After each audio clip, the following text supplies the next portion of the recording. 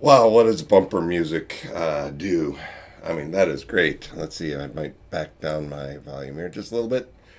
Welcome to the Machine Owner Technician Training Troubleshooting Free YouTube section here today. As we're learning to use the tools, I try and add a few new things every day. We are here to talk about troubleshooting tension and basically how to set tension, some of the issues I've seen. But if you're new here, I'm going to run my 90-second intro of what is MOTT. So, what is MOTT? MOTT stands for Machine Owner Technician Training. It's a program that I've worked with Handy Quilter on getting approved so that the people that do not have good technicians near them can work on their own machines with us as their support organization so that they can do it without violating a warranty or being told that they're doing something they shouldn't. We also give you access to parts, training. You can check out the link below to get all the details on the internet there. On YouTube here, we try and do a little bit of troubleshooting because troubleshooting applies to both users and technicians. Okay. If you're a user now, we have what we call the MK Quilts University, where all our training is hosted. We have our premium track, which teaches people how to use their long arms, especially Pro Stitcher. There's a crossover of troubleshooting. What's happening when I'm having a bad stitch, a long stitch? It's making this noise or something else. But you're going to need to be a MOTT member to get the detailed technical issues, and you can take that as far as you want. We train you on doing the basics, but if you want to know more about your machine and how to troubleshoot, there's going to be a lot of content in MOTT. All right, so now back to the program. All right, so today we're going to focus on tension issues, and then I will transition after this video section over to our members only session, where we're going to talk about drifting Pro Stitcher stitches. What happens when the Pro Stitcher doesn't follow the same pattern every time, or if the stitch creeps out of position, shifts up or down or something as you do edge to edge or something like that. So we cover a lot of detailed issues, but for today we're going to keep it pretty simple. Okay. So on our title screen, we had a document, which was actually a Handy Quilter document from, I think, let's see, 2012. So this is not a unique issue to new machines. This document is public domain out there. Handy Quilter's website has it available. I just like to grab and talk about this page here because when we're talking about what we're trying to do with tension is we're really trying to get that knot to land in the middle of your batting between the top and layer fabric. This document talks a lot about how it's a stronger stitch, things look like better. You can have a situation where your top tension is tighter than your bottom tension, so it looks like it's railroading on top, as I call it, or on the bottom, because you should not be seeing the stitches coming through. Now that depends a lot on the batting you're using, the fabric, a lot of different things, but what we're going to do with is start with the basics. The other document I brought up here is on our MK Quilts support page. We have a resolving stitch issues document. It's available on the web. You can download this PDF, which has been enhanced with a few pictures and things. We'll be talking about some of these steps, obviously, here. But for your reference, you don't have to take a lot of notes off this video. Go get this document. Go check things out. But what I wanted to do here, for the sake of our video and our working session, and please feel free to throw a question in the chat here. I believe most of you will be probably watching this recorded. But what we're going to do here, and this is the first time I've used this setup, is on my desktop here I have a work area here. Let it focus. Okay, that looks like it focused in for you. Okay, So all tension should start at your bobbin case, okay? There are two different bobbin cases. This happens to be a Koban bobbin case. You can tell by a little Japan stamped here. The Surliani, which they're totally interchangeable, but I do want to point out that we are dealing with something different here. This is a brand new one. Okay, they look very much the same. Inside, you will see the backlash spring. What is the backlash spring? Well, it is that spring inside. And you see they look similar, but they are not the same spring. So we do sell replacement springs in here. But where that comes in is when the bobbin sits in your case, it should protrude and have enough tension. Let's use one that's weighted a little bit more. But when you see the edge popping out the top, that means you have some good tension from that spring. Now, what is that spring doing? Well, as you use up the thread on your bobbin, for each inch of thread that you're pulling out, the bobbin's turning faster and faster.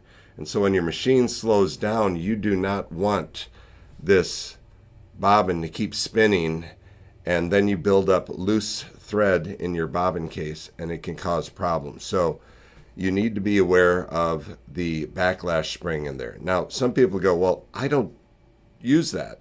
I use pre-wounds, okay? This pre-wound has a paper case around it, and some people will remove the spring when they're using these types of pre-wounds. These mag-tights don't even have a case around them, as you can see, okay? But this little black surface here is actually a magnet, so that it will draw itself to the case and give you that friction without having the spring in there. So some people will take it out, okay? So just be aware of, there is no right or wrong. There may be differences when you're using pre-wound versus when you're using a normal bobbin. If you wind your own bobbins, like we're going to demonstrate today, we're going to use well, this is one I just pulled out of a drawer. We don't use a lot of variable colored thread, but we will here. But what I want to demonstrate is not only how you thread it, which most of you probably know, but how I recommend testing your tension, okay? We will see how this works with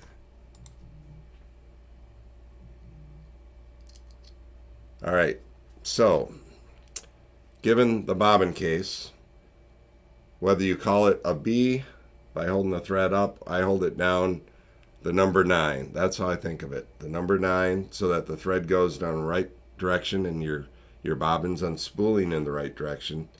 When you insert it, the opening the bobbin case is up, and as you pull the thread over,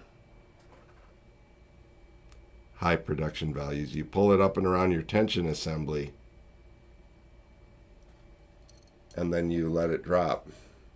This is too tight, okay? It's much too tight. It should drop, okay? And I pull it through a little to make sure I've got it there. Oh, it fell out. We're going to put it back in here again.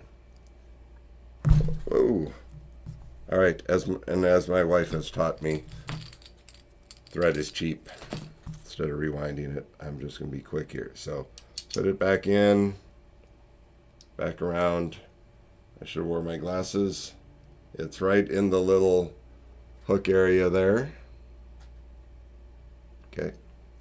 Like I said, the documentation's good, but right now I'm feeling too much tension on that and it won't drop. Okay. So you're going to take your screwdriver, that hopefully everybody has a tiny little standard screwdriver, and we're going to be adjusting the tension on that screw. Here again, I'm a novice at what I'm doing here in front of the camera, and since it's a single person show here, I have to produce while I do this. Okay, so I'm going to back this off counterclockwise to loosen about a quarter turn and give it another little pull. That's still a little bit too much. Now I will help troubleshoot this with people over the phone, and we get on video calls. And what I will do with them, and I will demonstrate here, is a lot of people drop their bobbin cases, and that's a dangerous thing, okay? The way I suggest people do it, and there's a lot of stuff on the internet, lay it down, will it stand up, things like that, but I always worry about dropping things. So when we start talking about having them show me how tense their bobbin case, or how much tension they have on their bobbin case, I will ask them to stand it up in their hand. Now, a lot of people will jerk up, okay, and that can send the bobbin case flying. So what I recommend on this, and I got to stop looking at me in the video, look more towards you, is I drop the hand. Whoop. Okay, now the bobbin case came down with the hand. Okay, so I'm going to start tightening it up a little bit more, and then drop the hand. Look at that. I call that repelling. We'll do it again here since I am zoomed in a little bit too much, but when I drop the case, woo! All right, to me that is enough tension. The MK might tighten it a little bit more, but it should not hang. It should drop, okay? So that's the good starting place for your tension. And if you learn nothing else today, that is probably the most important thing, especially for new people out there. You will find your own way. And as the document shows you here, that's out there, there are different weights of thread. Okay, so when you change threads, well, first of all, advice for newbies, stick with one thread, okay? Don't change until you get comfortable. That way you're not messing with your tension all the time, okay? Some people will say, hey, I do 40 weight and 50 weight. I do Omni, it's a 40 weight. I do Glide, it's a 50 weight. They will actually have a second bobbin case, and they will use a bobbin case set for either 40 and a bobbin case set for 50 so that they don't have to continuously play with it, okay? A lot of things, my number one advice is always have a second bobbin case, because if you drop it and it gets out of form, that too can affect tension, okay? This is sort of an extra tool. Not everybody needs it, but the Apothecary, anyways, we don't make these here at MK Quilts, but it's a gauge where you can even take one that's a little bit out of form and push it back. So that's just a little extra thing. It's I will try and put it down in the link below on here, but that's something we haven't always used, but it's one way as technicians when we go to someone's house that we can quick check to see whether they have really damaged their case. So bobbin tension, very important to get you where you're at. Now I could stop there and this would be an informative video, probably like a dozen others out there. But let's take the whole tension thing. Once you've got the bobbin tension working on the bottom, you have to consider a lot of other things that might come into play. You've checked out your the bobbins themselves to make sure. Let's see if I can pull it up here. We got a nice picture. Okay, if you use your winder, your auto winder, this is wound with too much tension and you can see it started to bow out. You might as well throw that case away, okay? It is bad. Okay, so you want to use the proper tension when winding your bobbins, and you can see how this one's bowed out. It's an extreme case, but you'll want to pay attention to your bobbins. On my desk, I have a purple bobbin. Handy Quilter sold some purple bobbins. I as a husband, I'll tell you, I don't want to pay a premium. See my wife paying a premium for bobbins. So you can get bobbins for cheap. They usually come four in a pack. As long as you're using the right bobbins for your machine. And I forget this. Well, actually, these come at 8 at a time in the packet. This is just some that we had lying around. So as long as you got the right bobbin for the machine, and all of the handy quilter machines use the same bobbin, so that's not an issue. All right, so what I've got in my hands here is actually a tension assembly. Okay, the Infinity has an automatic tension assembly, so it won't have the knob, but everybody else should be familiar with what a tension assembly looks like. All right, so we're going to talk about a few common problems here. So what I've got to demonstrate here is, and I should have used yarn so it'd be a lot better, but you've got the thread, and when you thread this, you want to, here I'll pull it out, you want to make sure you get it through and in to the tension discs. Okay, pulled into that. I've had several newbie people that tighten their tension so tight that when they put the thread between the tension discs, it rides on the outside and you aren't really between the discs.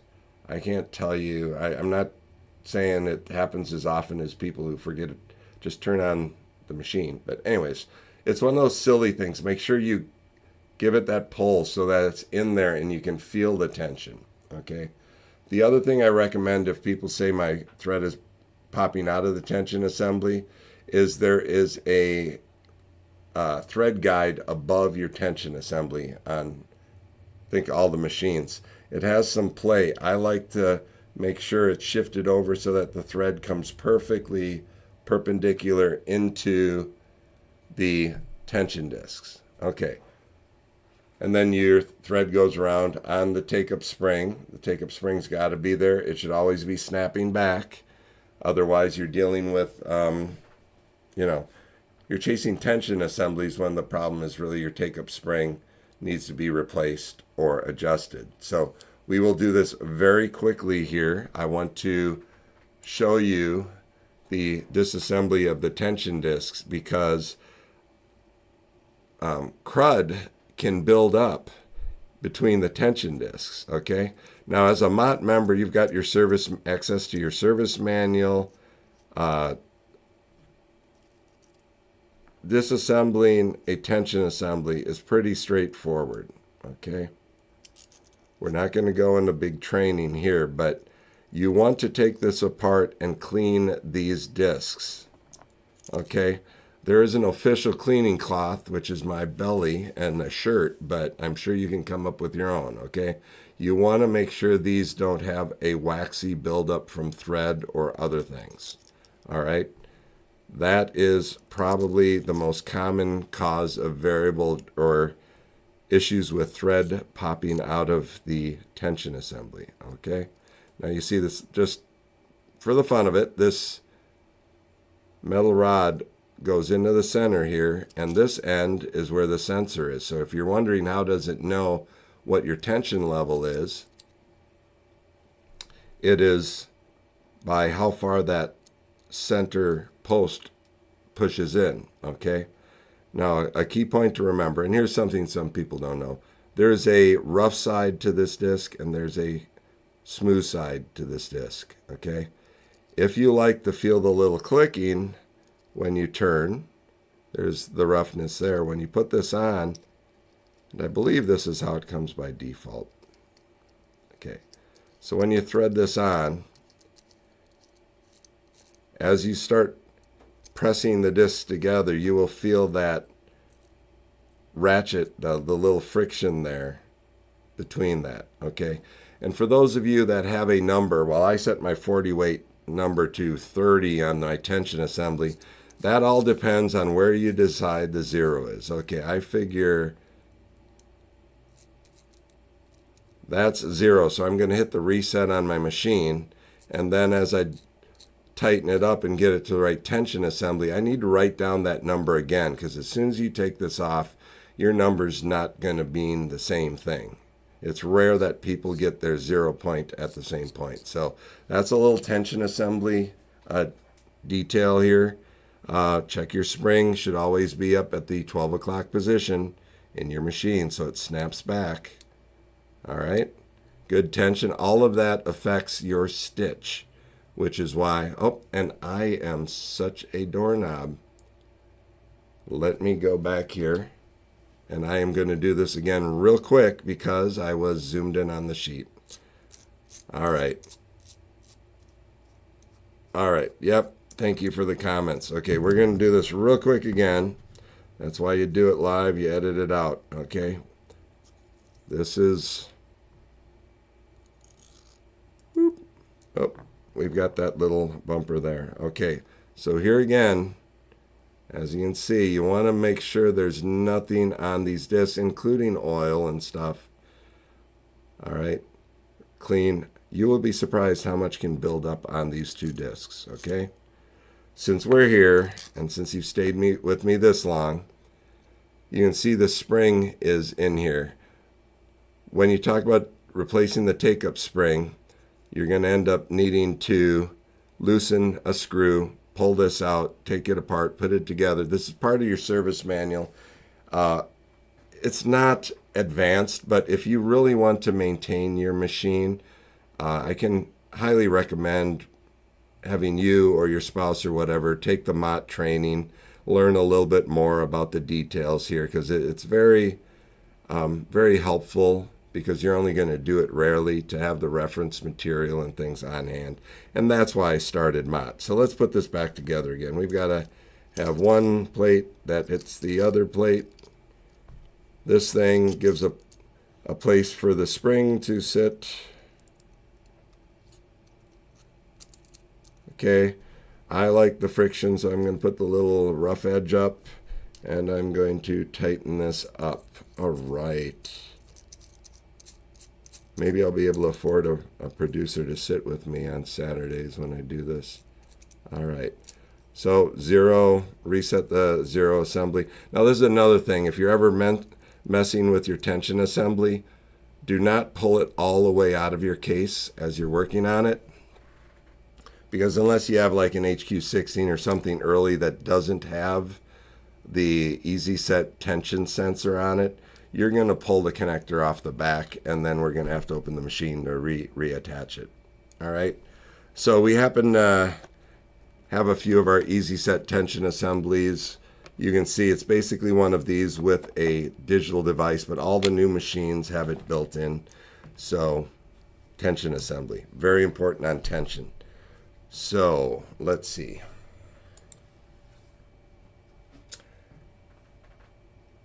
All right. Joya Lopez, yes, one of our great resources and independent technicians as well. Quilter's Apothecary carries this tool here. It's machined to be precise. You know, a lot of good people in the industry. That's definitely, they call it a dewarper, to dewarp bobbin cases. Okay. All right, and just so you know, allergies have kicked my butt. Through my medicine cabinet, I have dried myself out, and I can feel my voice getting raspier as we go here. So forgive me if I start to cough, but I did want to try and cover this a little bit more in detail. So the other thing I learned about setting tension as a new person is that you don't even need to turn your machine on. And it was funny when my wife did this to me. I was over helping, I think it was Pam on her first Avante, and we were testing tension, and I just couldn't get it quite right. Well, Melissa walks in, and all she does is she grabs the thread, and might go through a loop or whatever, and she starts pulling on it, and she starts adjusting the tension. So don't get so particular about a specific number or whatever you might see on your screen or whatever.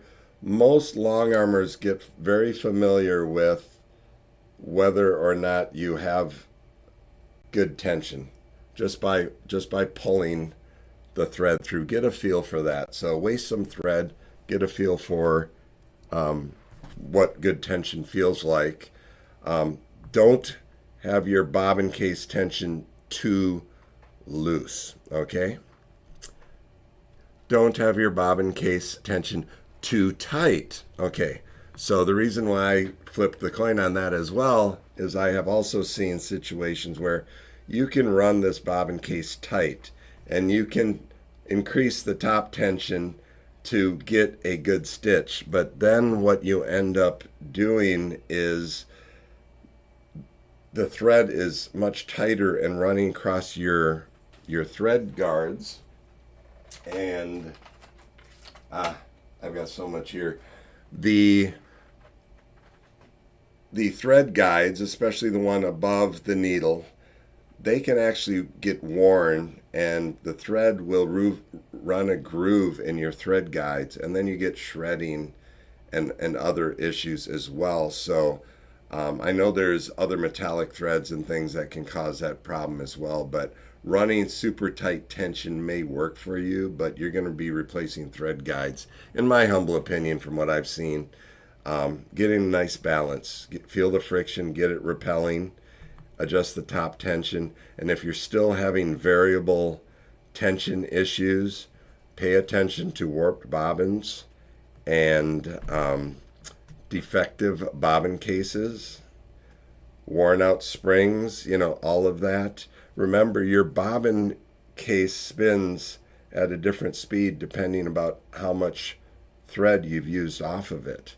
And I think everybody who's used a long arm for a long time can start hearing their bobbin rattle in the bobbin case as they near the end of the thread on their bobbin case, so they know they're going to run out. So you don't need all the fancy alarms. You can listen for that, but just understanding what's happening there, and that it is important to have that backlash spring or the magnet or whatever setup. They have bobbin genies as well, little inserts. Find what works for you for the thread you use, for the bobbin cases you use, and you shouldn't be having tension assemblies issues. All right, so I'm going to check my list here real quick. Tension assembly, bobbin. Okay, I think we covered a lot of that. Now, I do want to mention here, as we are at 30 minutes, and I need to jump over to our members only discussion. You can join MOTT through our website. I have implemented a quarterly payment system. It's basically $500 a year, $400 if you pay up front. Right now, we got that special right now. I understand when people have tight budgets, so I implemented a quarterly payment. But I am requiring now, if I'm helping people even remotely to crack open their machine, to do any sort of maintenance on it, I'm going to require them to become members of this MOTT organization. One, it supports us. Two, it gets us into good graces so that we keep good with Handy Quilter, and so that they don't fear people actually maintaining their own machines as much. So, all right, we're at the end of the time. I am going to quick fire off the Who is MK Quilts commercial. If you know who we are, you don't need to sit through this, but it's just a little bit, and then I will jump immediately over to our Google Meet session, which is an open session for all our members to join. And I do want to mention for those members that you might want to become a member, because on April 20th, we're going to have a 4-hour window. So instead of having this call at 2 o'clock, we're going to be open for 4 hours where I will be doing maintenance on a machine, and other people, if they want to do their 2-year annual maintenance on lube and oil, will be there to back you up and answer your questions as you go. So don't miss that. And here's a little commercial. Okay, so this is the pre-recorded commercial for MK Quilt so that I can describe a little bit about what we do. We are a retail shop out of Florida, but we sell our machines nationally. We've got hundreds of them out there. We have a university for training and making sure people use these expensive machines and that they get the proper support. And this MOTT training is just the next step of us making sure that the best support is given to our customers and to others out there. Call us. We will help you, and I appreciate you putting up with this little commercial. Our phone number is 727-935-1739. But like I said, sales@mkquilts.com is probably the best way to get a hold of us. All right, support@mkquilts.com. It's a queue for everything. Use it. We will get back to you. Leave a message. We will get back to you. We prioritize our paying members, our current customers, but we do support everybody. So thank you for watching. And now I'm going to our members only site. May the force be with you. All right.